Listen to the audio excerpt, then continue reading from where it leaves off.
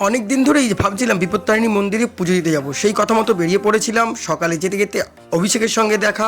অভিষেক, আমি, এদিকে দিলজিৎ দা, শুভম দা, দীপঙ্কর দা, সঙ্গে আমাদের সঙ্গে ছিল টিঙ্কু দা। তো সবাই মিলে আমরা বিপত্তারিণী মন্দিরে পুজো দিতে গেছিলাম, কিন্তু সেই মন্দির বন্ধ ছিল, যে কারণে আমরা এই আদি বিপত্তারিণী মন্দিরে সবাই মিলে চলে এলাম এবং পুজো দেওয়া চলছে। কি বিশাল বড় মায়ের মন্দির দেখো, মায়ের মূর্তি দেখো।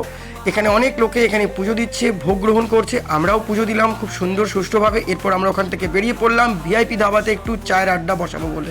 তো সেই কথা মতো মন্দির থেকে বেরিয়ে আমরা এখন রোডে এবার কামালগাছি পৌঁছে গেছি। ভিআইপি ধাবা, একটু মিষ্টি মুখ চলছে, সবাই মিলে হই হই আড্ডা।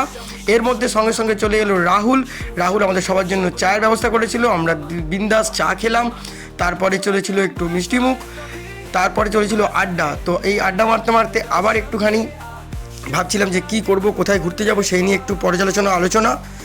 তারপর আবার ওখান থেকে বেরিয়ে পড়লাম যে যার বাড়ির উদ্দেশ্যে, এবং একটু চললো ভিডিও শ্যুট করতে করতে সবাই যে যার বাড়ি। এবং আমরা পৌঁছে গেলাম অ্যাক্রোপলিস মলের অপোজিটে একটা খাবারের দোকানে, সেখানে কচুরি খেলাম। এখানকার কচুরি খুব সুন্দর খেতে, এর আগেও খেয়েছি। তো সেই কথা মতো কচুরি আর মিষ্টি মুখ খেয়ে এবার যে যার বাড়ি।